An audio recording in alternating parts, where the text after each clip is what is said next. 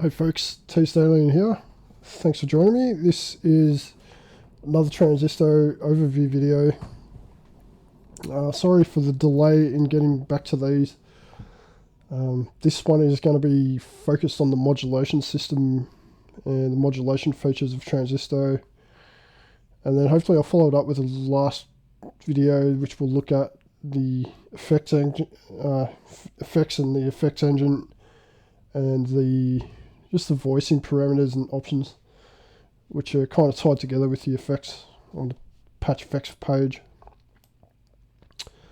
This video, like I said, we're going to focus on the modulation. So we're looking at the LFOs, the envelopes, the different mod matrices. There's a few other modules we'll look at as well in there, and then I'll also sort of briefly show you how you can set up automation for hosts, DAWs and so on, and also MIDI mapping, so certain MIDI control surfaces, sending certain MIDI messages to be able to map those to parameters in Tranzistow. So I think this will probably be another lengthy video, and like the last one, I'll add timestamps in the description so you can sort of fast track the parts that you might be more interested in. So I'll do that, but there's quite a lot to get through, so I'll probably move pretty rapidly through these different features. So if there's anything that I do tend to gloss over or miss, or you'd like more details on, do drop me a line in the comments or questions or whatever. I'll try and do my best to address those.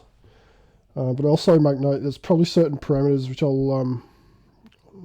might skip over just simply because I don't fully understand or have a good grasp of how to apply them into patches and so on. So I may not be able to answer everything, but I'll try and do this as best I can, as comprehensively as I can. So with that, we'll just get into it. So we'll look at the LFOs firstly, and I've got the LFO tab up here at the moment in the interface, as you can see. So what we get presented with is 4 main LFOs. As you can see, there's number 1, 2, 3, and 4, and 4 auxiliary LFOs, 1, 2, 3, and 4. And those are numbered in relation to the audio paths that we've sort of seen and discussed in the previous videos. So the auxiliary LFOs, you might notice, are off by default, and it sort of makes sense because you would obviously want to use the first 4 main LFOs before you would turn to using the auxiliary LFOs. Each of these are all identical as far as features and parameters go, so there's no real need to use the auxiliary LFOs before making use of the main LFOs. And this is just good in regards to CPU efficiency, having these auxiliary LFOs off by default. If you want to use them, you would go to the wave shape selection menu here, as you can see, and they're turned off by default. So if you need to use them, that's where you head to firstly. But as I said, they're all identical, so I'm just going to go through the parameters on LFO 1, and that's going to translate across all of these different LFOs. Okay, so firstly we'll see, as we just sort of saw before, we have the shape menu, so we can choose the different wave shape, waveform that the LFO is going to output, and we've got a lot of options as far as waveforms go. Pretty vast selection, and then you can choose audio outputs as well from the oscillators or other modules throughout Tranzistow, which is nice. It gives the LFOs quite a bit of flexibility, so they can actually behave as oscillators and in the audio range as well. But do bear that in mind, that if you do use them for audio rate purposes, they aren't band limited, so you may encounter some aliasing and sort of unwanted digital artifacts and so on. So just keep that in mind. But they do, operate in the audio range, which, gives them a great deal of flexibility. And also, I'll just show you now, we have these contour options here. You can choose these waveforms from the contour selection. There's 99 of them, and these refer to the contour generators, which allow you to draw your own waveforms and shapes in yourself. So to enter the editor to do that, you can either select the contour as a wave shape and then just click on the LFO header, and that will bring up the editor. So you can see here we can draw in or edit this waveform. We can right click and then load in a whole range of different wave shapes, and then we can edit these just by drawing in with the mouse if we want. So it's nice and easy to edit.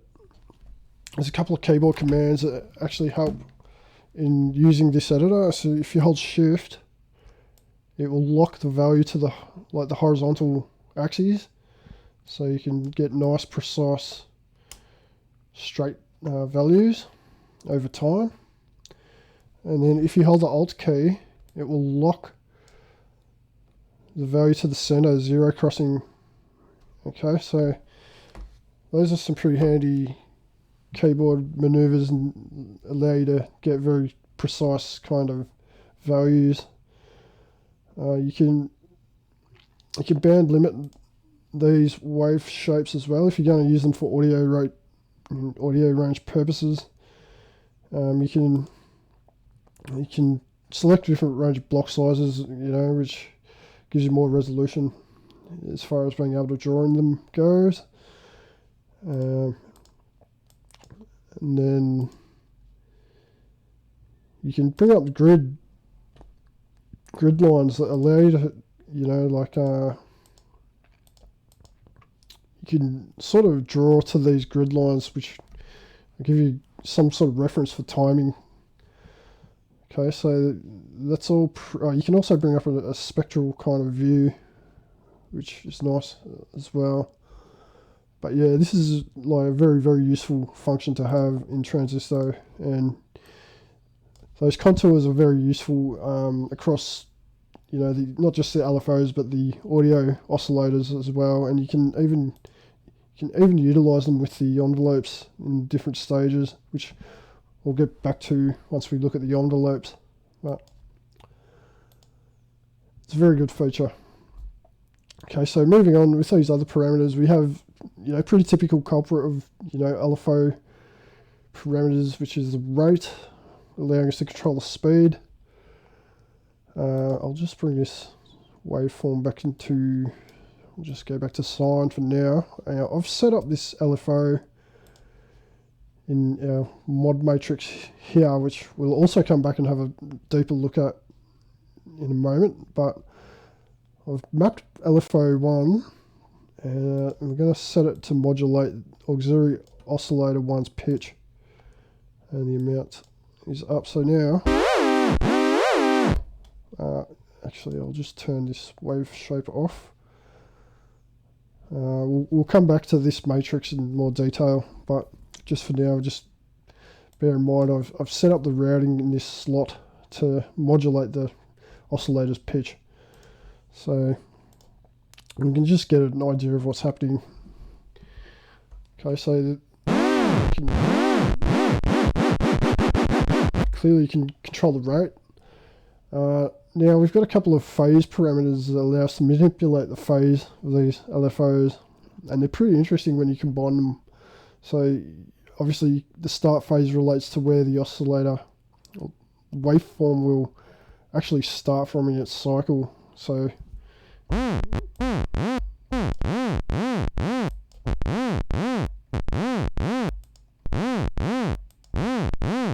slow it down a bit, it might be a little easier to discern. But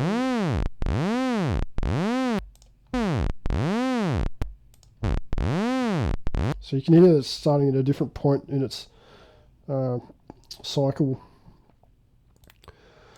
Now the reset phase resets the waveform start point once it's completed its cycle. So it's very interesting in manipulating the actual just the overall shape of the LFO. So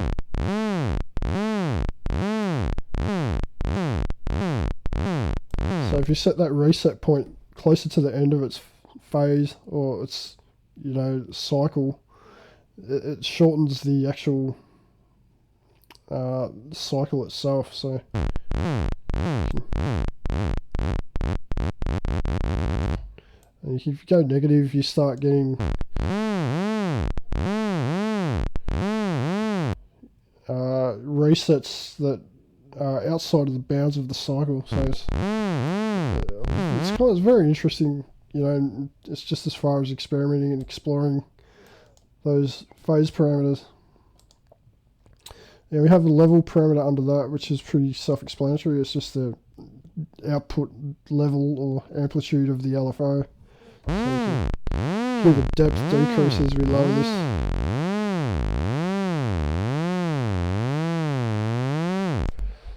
And under that we have this random parameter, which is very cool. Like this adds a sort of a random fluctuation to the cycle, so it's going to peak and trough at sort of higher and lower values, like respectively, just given the amount of randomness you add. So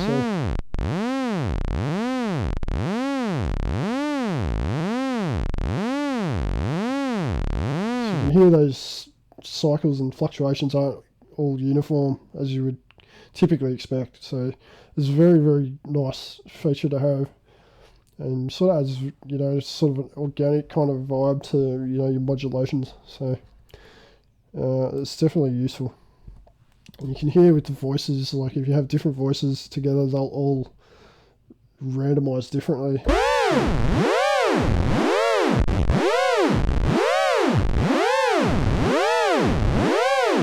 Yeah, so a very cool feature. Under there we got some scaling parameters that allow us to rein in the peak and trough values of the cycle. So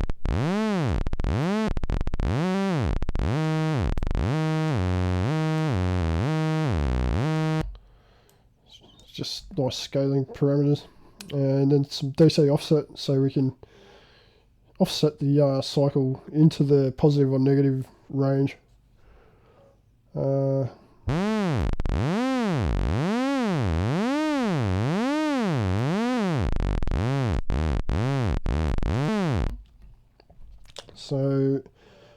under that we've got a smooth parameter, which smooths out sharp rising or falling edges in the waveform. It sort of adds a slew to very abrupt changes. So it's most notable with a square wave, for instance. So add some smoothness, it will smooth out these abrupt changes.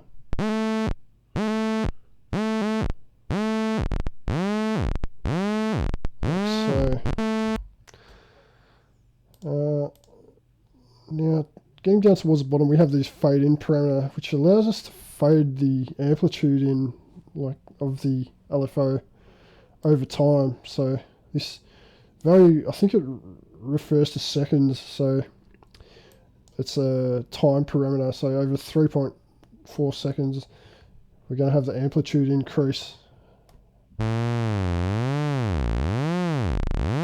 as you can hear. And you can set that up to 10 seconds. You can probably go higher if you hold the Alt key. You can exceed these sort of ranges that are in the interface by default. So you can go right up if you choose to, but that's pretty extreme. Under that we have this quantize parameter, which is pretty self-explanatory. It quantizes smooth sort of values into discrete sort of steps, and just experiment with this because there's a whole range of different quantizing that you can find just by tweaking this parameter.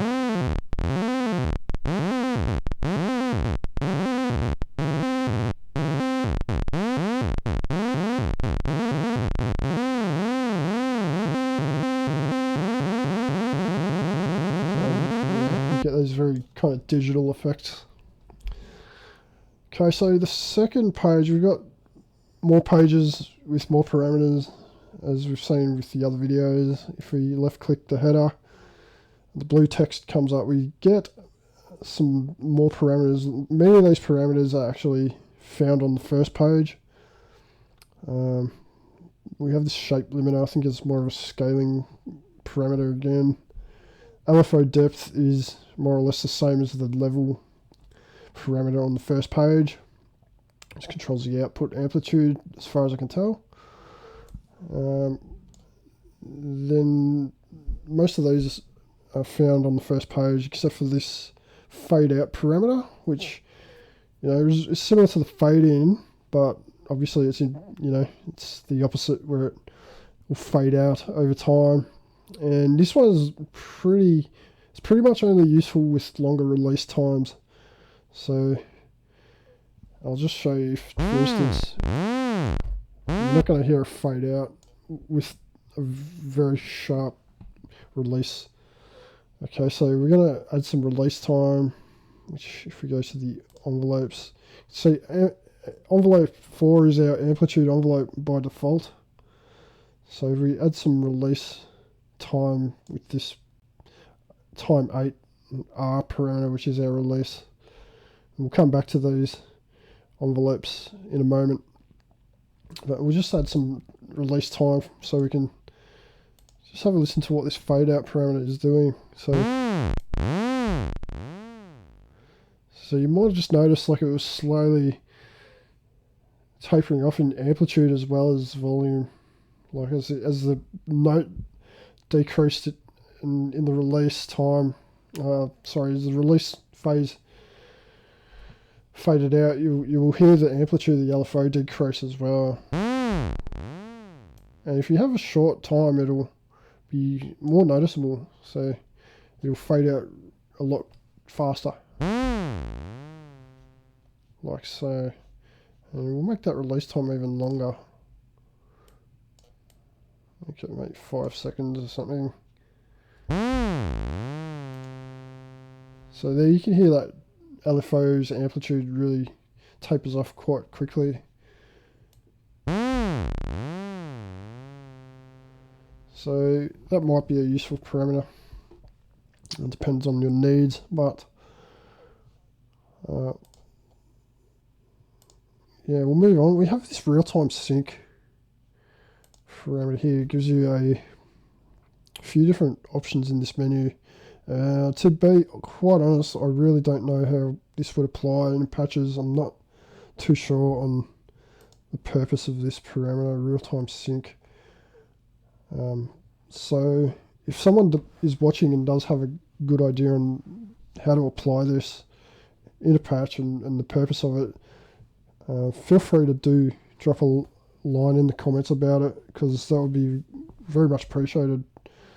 And for me, at least, I would love to know more about this and what this is actually useful for. So I think I'll move on to the third page now, and if we right click the header, we get the brown text in the header, and most of these parameters you'll find on the first page once again, but you'll notice at the bottom there's a couple more fade parameters which allow us to manipulate those fade in and out parameters as well. So you can add a kind of delay with this fade start parameter, for instance. It sort of operates in negative value range, but effectively it just adds you can use it to kind of add a delay to that onset of the amplitude fade in. So just tweak that and get a feel for it. The fade shift allows you to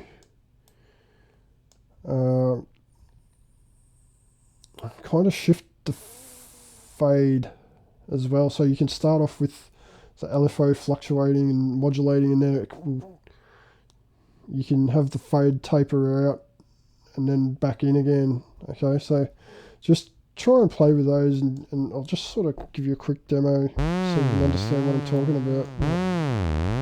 Give you some fade in time. You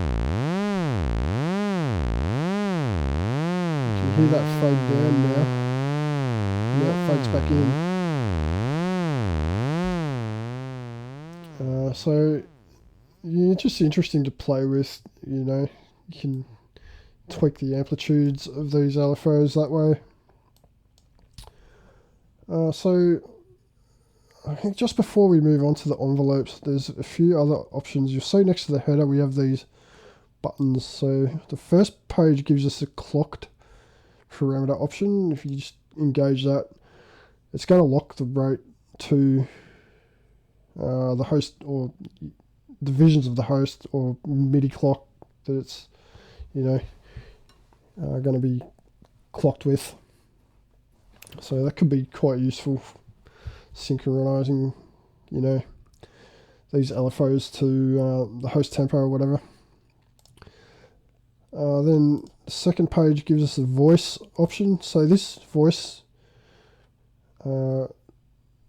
option here, it's really useful for this, just tying the phase. Like often you create a patch where you want all the voices to have the phase of the modulation to be synchronized, you know. So this is what this option does, and it's pretty easy to hear it in, you know, in practice. So if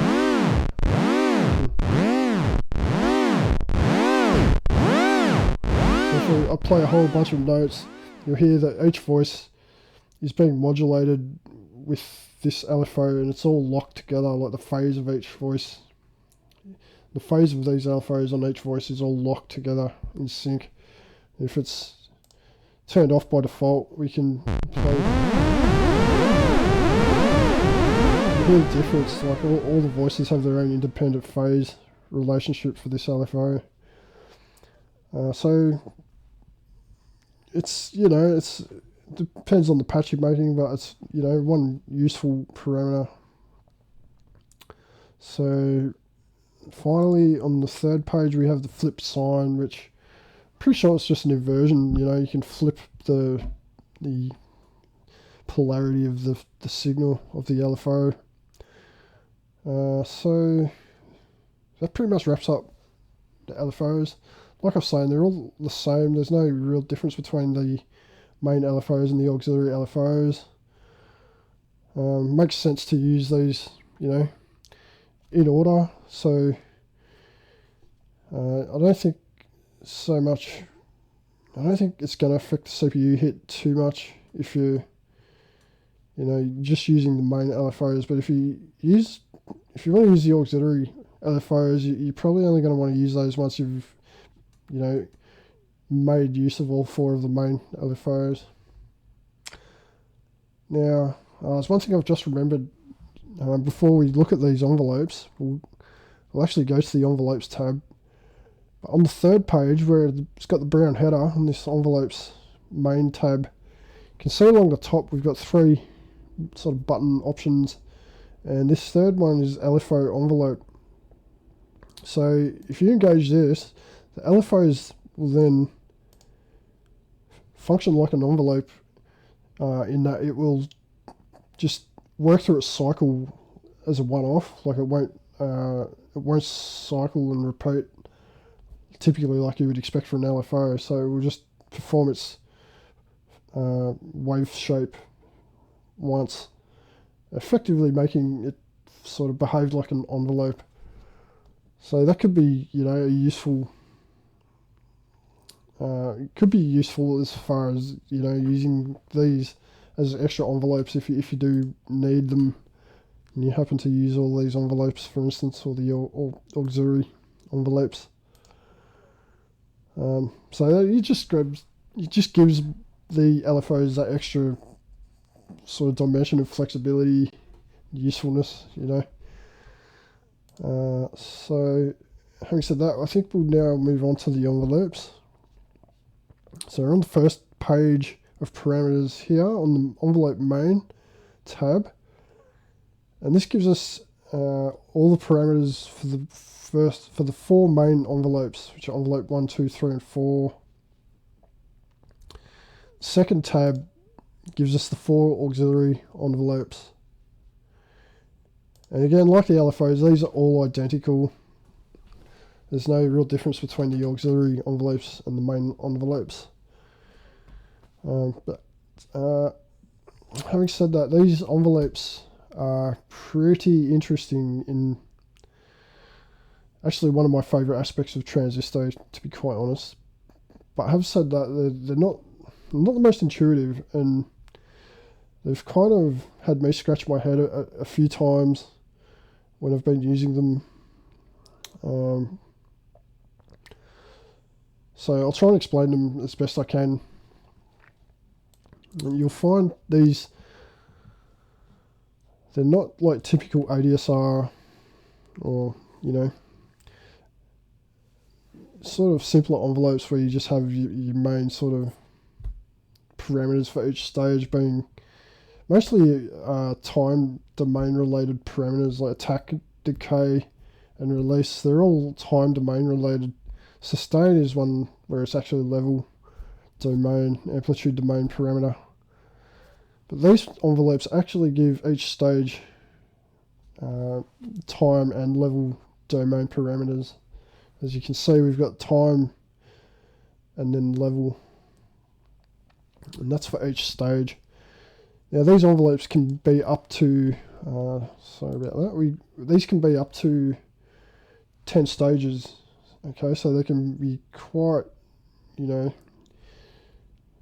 interesting as far as, you know, just performing envelope functions. You know, you can push them quite a bit further than your typical ADSR because they have these extra stages. And then they also have like these staging options at the bottom. You can see that this page is sort of separated into two halves where you've got the stage, time and level parameters up the top, and then down the bottom we have these stage options where you can organize how the envelope is going to function as far as which stages are active, and you can create looping kinds of behaviors by, you know, organizing these stage parameters down here. You can see you can choose from all the stages in any of these 9 stage slots. Okay, so you can create very complex and looping envelopes that way.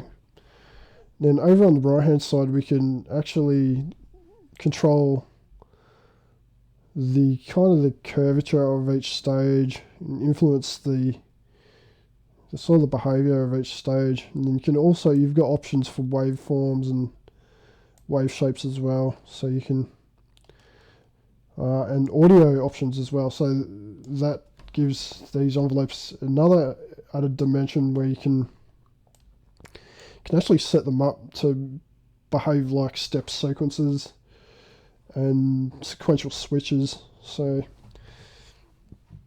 great deal of flexibility and power with these envelopes. I'll just set this up in the matrix again. We will change the LFO to envelope 1, and we can now hear envelope 1 will modulate the pitch. So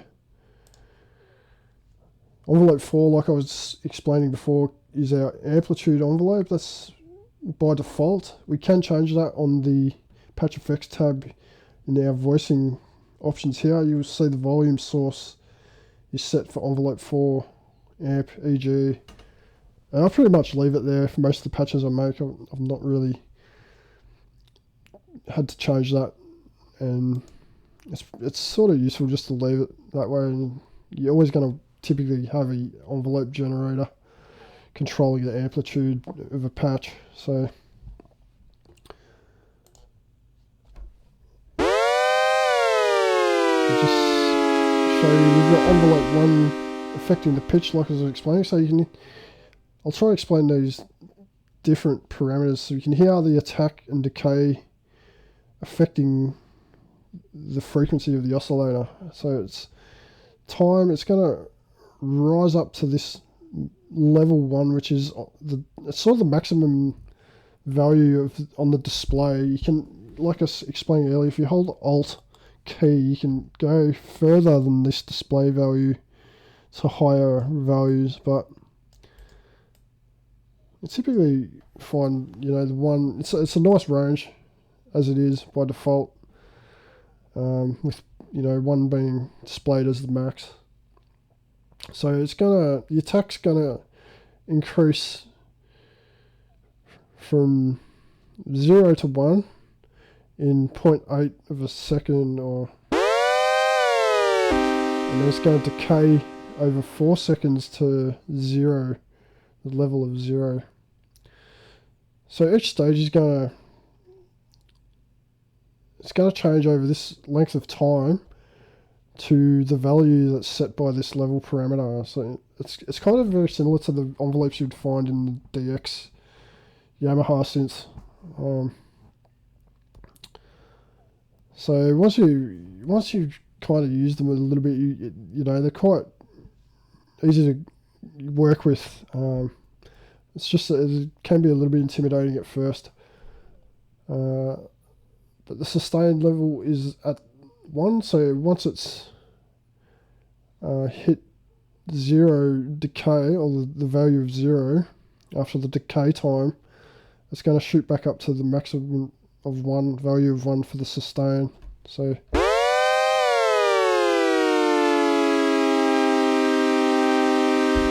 actually you might need to give it a time other than -1. So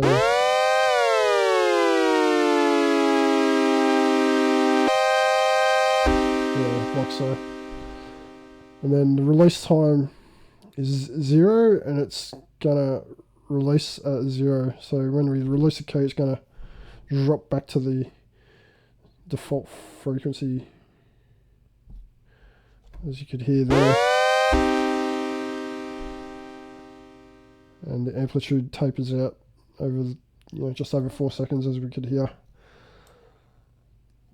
So you can, like I was saying, you could rearrange these stages so that you can create looping behaviors. So if you wanted to, say, create a loop, you could turn, you've got sustain stage here twice. So if we set that back to the first stage, the decay stage, it should now loop between the time 1 decay stage and time 2 sustain stage. So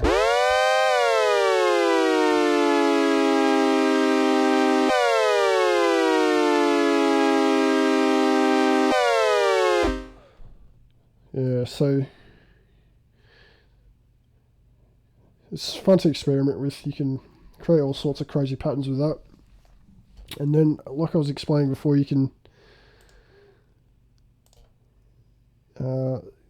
set to cycle through all these stages, and then, you know, add kind of waveforms or audio outputs from, say, from the oscillator 2. We'll just oscillator 2, bump up the semitones. We'll see what happens. So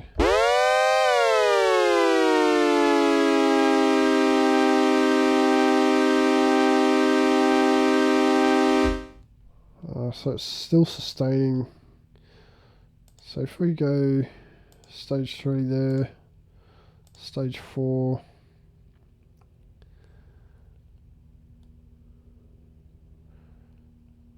and put the sustain stage down at stage 6, we'll see what happens.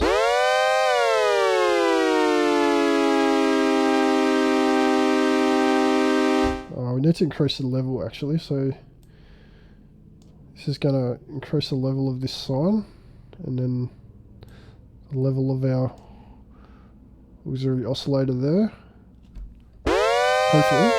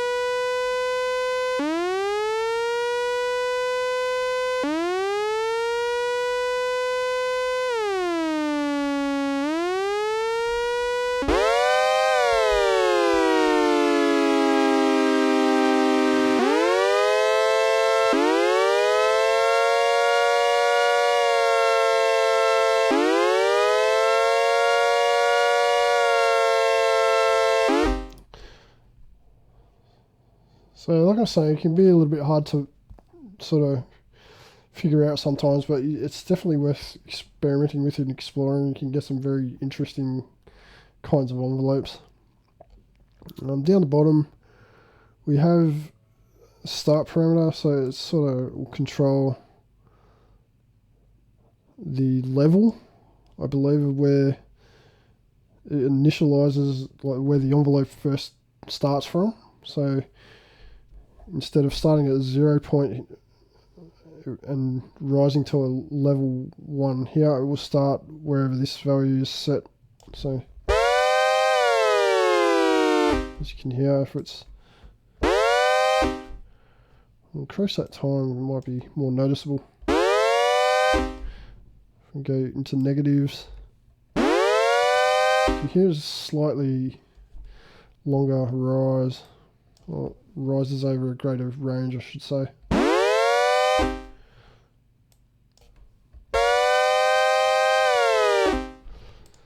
And the smooth parameter, again, just smooths out any really abrupt changes in the envelopes, so any kinds of sudden sharp edges will be smoothed out. So it's good for, I guess, for eliminating clicks and so on. And then you'll notice along the top we've got these options with re-trigger, which is probably useful for... That option is probably useful if you're trying to use... I'll set up a legato style patch.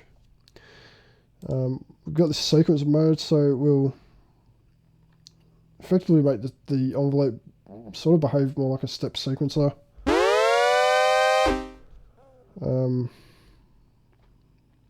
I guess I could show you another patch to demonstrate that. And then the clock parameter just locks it again to the tempo of the host, or multiple of that. So I'll just show you this patch I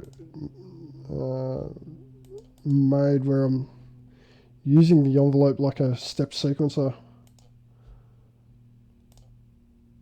So go back up. This genus.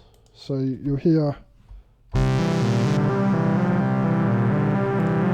See, envelope 1 here has a time for each stage set to the same value, so it's sort of functioning like a step sequencer.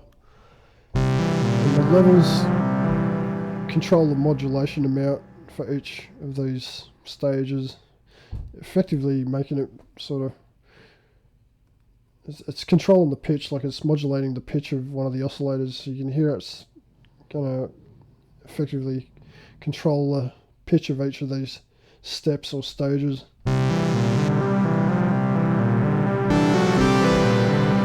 So that's useful for like getting, sort of setting up sequences and so on for specific oscillators, where if you're to do something similar with the arpeggiator, it's going to affect all of the voices and oscillators, so it's definitely useful. So having said that, I will just reinitialize this patch. I don't think... the second page gives us access to this secondary envelopes. So each of these envelopes actually have a secondary envelope function as well. So they're sort of dual envelopes. I haven't really made much use of these secondary sort of envelopes, but you could, potentially use these as, sort of extra envelopes. I think they're kind of tied to the same times, and like the stage times are all kind of linked, but you can set different level values on these secondary envelopes, so they could definitely come in useful. So the third page then gives us some curve control parameters for each stage as well, so you can just sort of limit the curvature over time. And then we've got the declick options, and the LFO envelope was here as well, buried in the envelopes tab, strangely enough.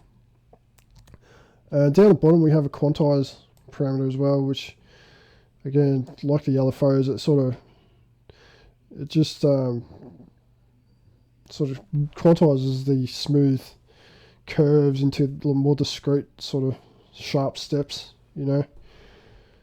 And then the envelope depth, which is the output sort of amplitude or value of the overall envelope. So that basically covers the envelopes as far as I know. The auxiliary envelopes are very much identical to the main envelopes, but, and you know, like I was saying with the LFOs, you would use the 4 main envelopes before you would, you know, turn to using the auxiliary envelopes. So having said that, I think we'll move on to the matrix pages. So we've got 5 different matrix mod matrices in Tranzistow, which is, it's pretty kind of interesting, you know. It's comprehensive. There's not many synths that sort of go to this length of having these various kind of matrices for modulation, so they tend to be sort of specific and useful for sort of specific applications. Okay, so we'll firstly look at the main matrix. So we've got 2 tabs, matrix 16 and matrix 32. And these are basically tied to the same mod matrix, the main mod matrix, and there's 32 slots in total, with 16 slots spread across each of those tabs. Okay. This is the main mod matrix, and it operates at a fast refresh rate that's tied to sample rate of your system, or you know, potentially the audio rate or oversampling rate. So this matrix is definitely it's most useful for applications if you really want to get into audio rate modulation.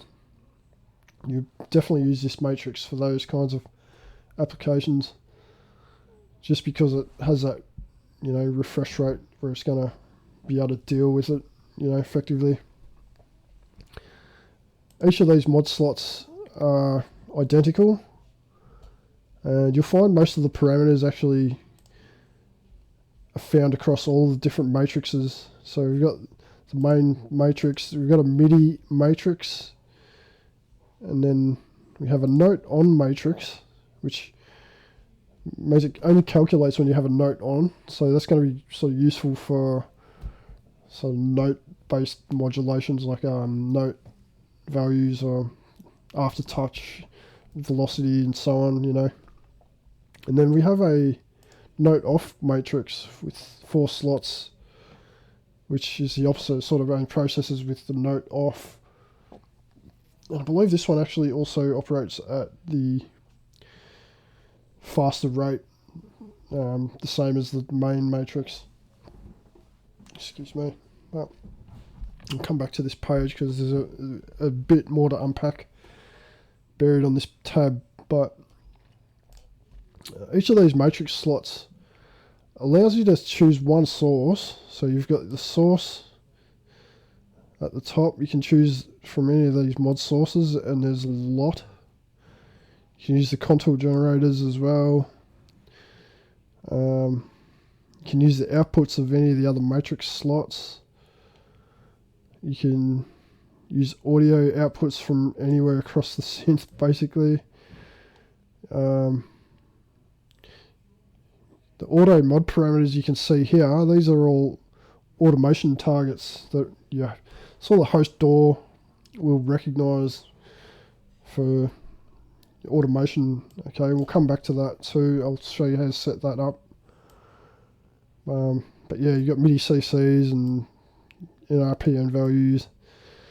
There's massive range of stuff there. Like these matrices, you know, you can do vast amounts of modulation. And so you can choose with each of those slots, you can choose one source, and then you can choose up to 2 destinations to map that source to. Okay, so the first page will give you access to one destination, so you can choose from all of these destinations, so you can modulate almost anything with anything in Tranzistow. Like, it's super flexible. And then the second destination is accessible via the second page, where you have the blue header. So you can see if we choose LFO1 on this first slot again and go back to the first tab, it's still there set as the source. But if we can choose the first destination, maybe OS1 pulse width, and then go to the second page, and we can choose a secondary destination as well. So as you know, definitely makes the mod matrix slots quite flexible, and saves you using up more slots unnecessarily if you need to route one source to, you know, multiple destinations.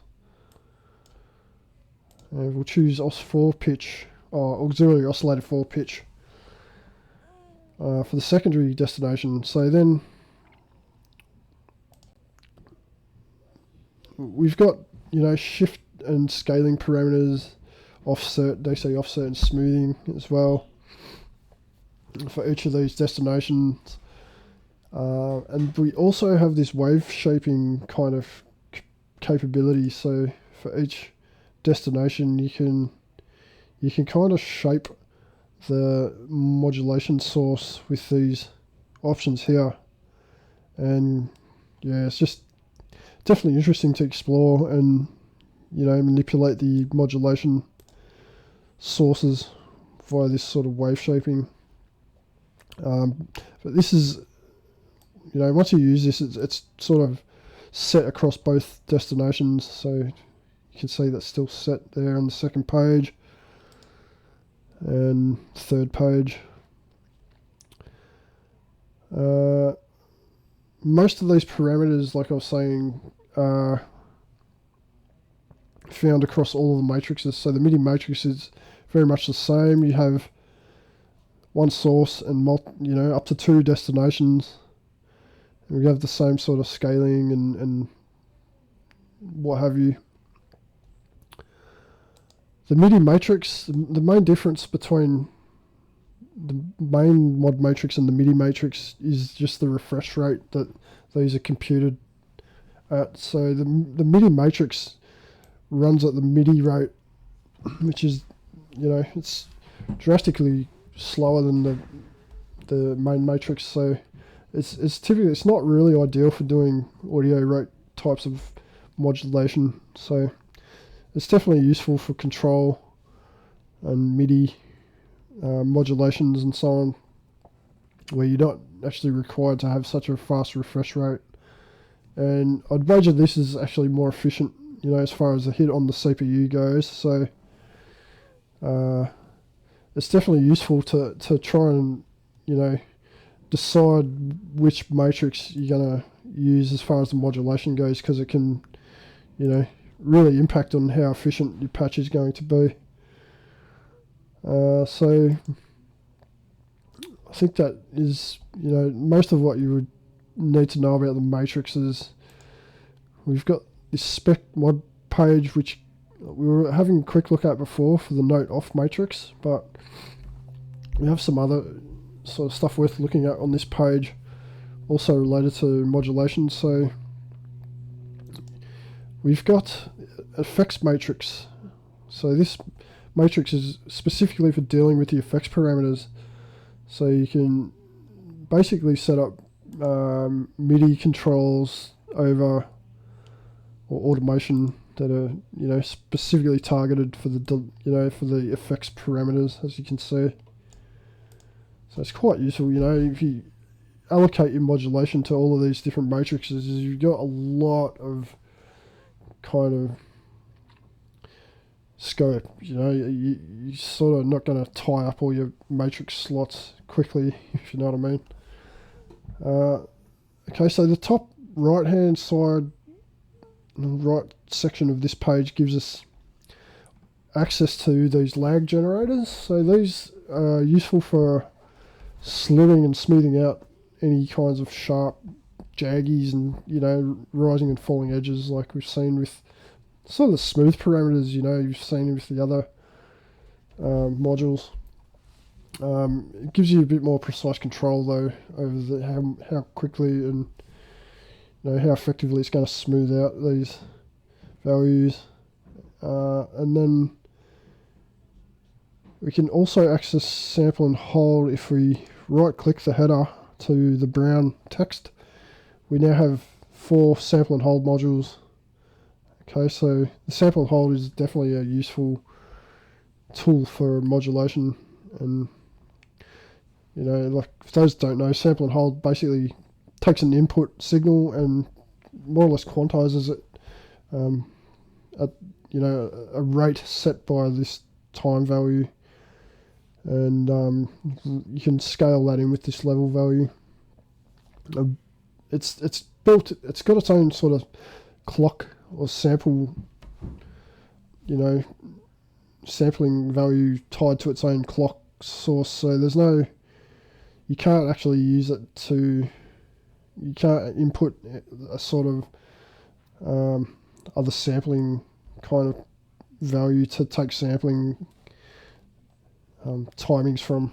Okay, so that would be useful, but it's not there. So it's still super useful though, so you just got to take it for what it is. And you can synchronize this with the host tempo, obviously, with this clocked option. Now, further down on the left, we have these modifiers, and I haven't actually made a great deal of use of these myself, but I believe these are useful for combining modulation sources and performing mathematical operations on them, so you can sort of multiply 2 signals together, for instance, or you can add or subtract.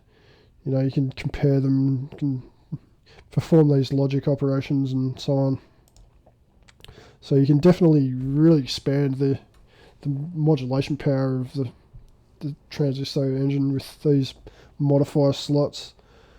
And then if we go to the secondary and third pages, we have these sync mod options. I'm not too sure exactly. I've sort of had a look in the PDF here. The sync mod.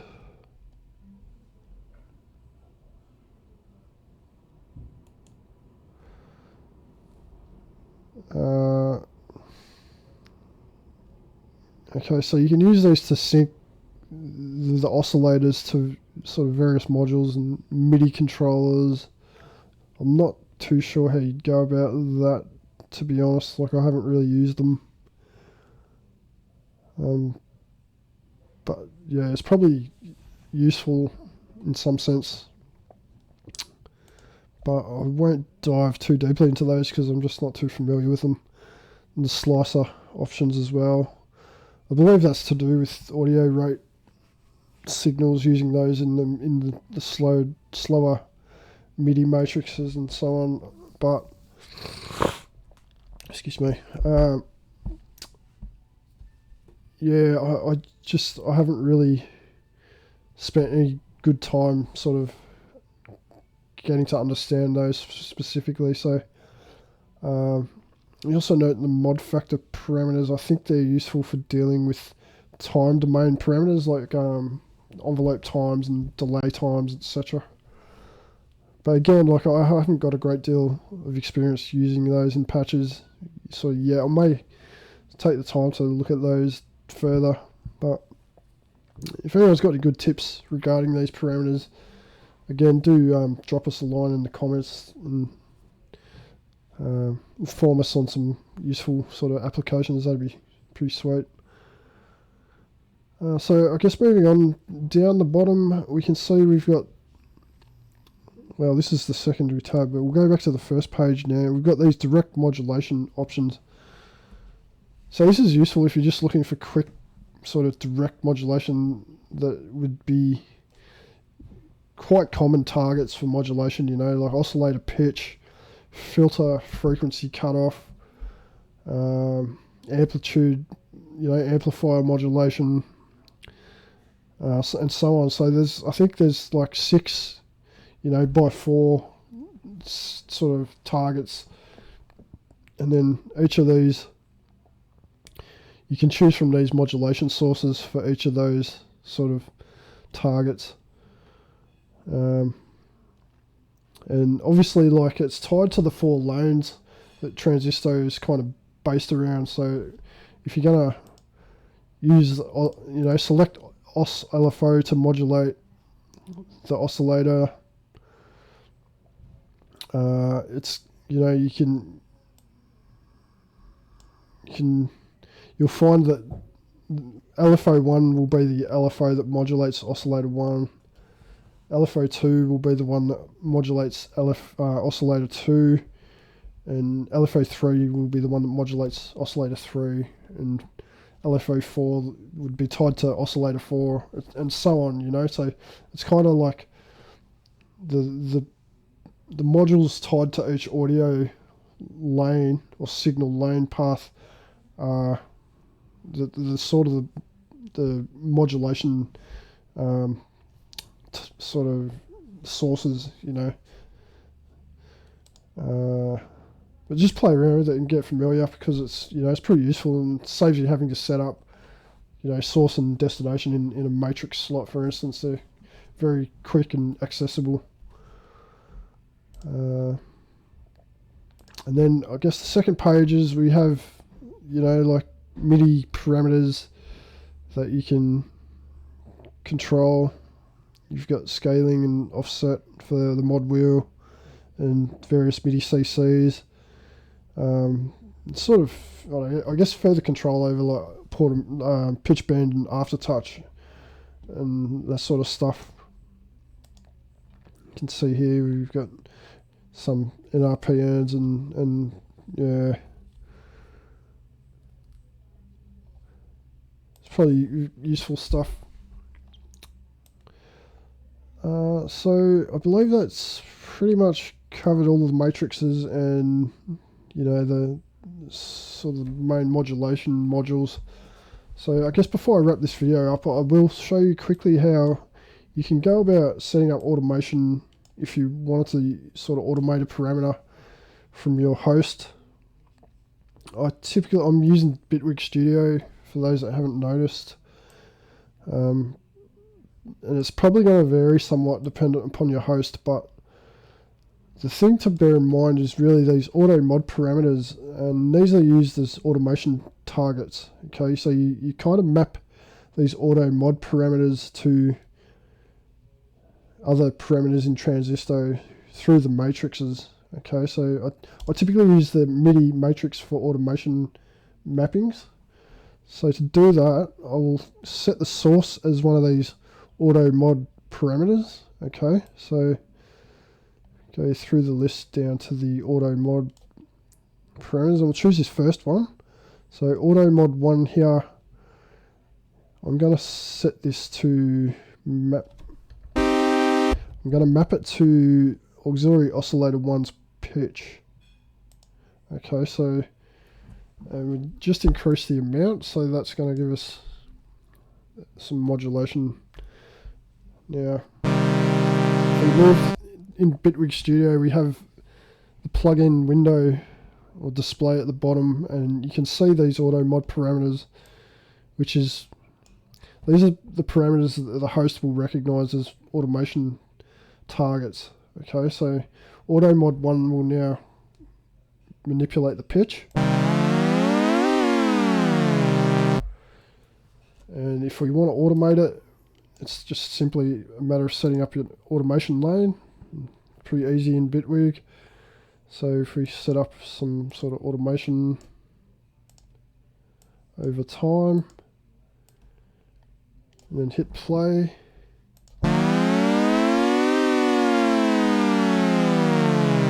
you can hear the automation affecting that auto mod parameter, which is in turn controlling the pitch of our oscillator. So it's pretty simple. Bitwig Studio also has the benefit of the modulation system, so you can use the modulation system to target those auto mod parameters as well. Just quickly just show you that. It's auto mod 1, so that LFO is now going to affect the pitch.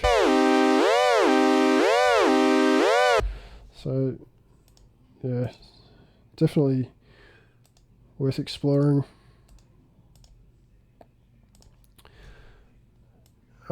Finally, I guess before I wrap this video up, last thing I will show you is a MIDI control mapping and how you can go about directly mapping MIDI control surfaces to parameters in Tranzistow. So I think the easiest way I've found to do it is to use this edit matrix, which is if you hold shift and hit the MIDI mod matrix tab, it changes into this edit matrix, and this is useful for direct modulation again over a parameter. So we choose from any of the CC values, NRPN values, any of these MIDI kind of values, or any of those auto mods as well. So I'm going to set up, I've got MIDI CC20 set up, and I'm going to set this to modulate auxiliary oscillator 1 pitch again. So I think the pitch is not a sort of, the frequency is not actually an accessible parameter. If you look at the interface, like there's no sort of overall arching frequency. You've got semitone and fixed frequency, but we'll set it to the semitone parameter, okay, just for ease in this case. So auxiliary oscillator 1 semitone, okay, and then we have the amount turned up. Okay, so now I have an Electron Digitact with one of the MIDI tracks set up, and I have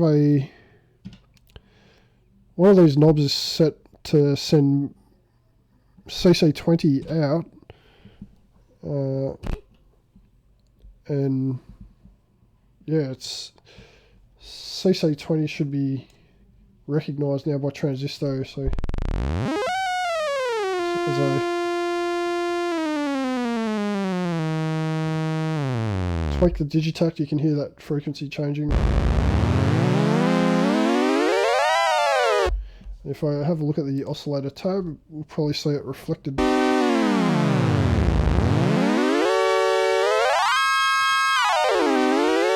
So nice easy sort of control mappings.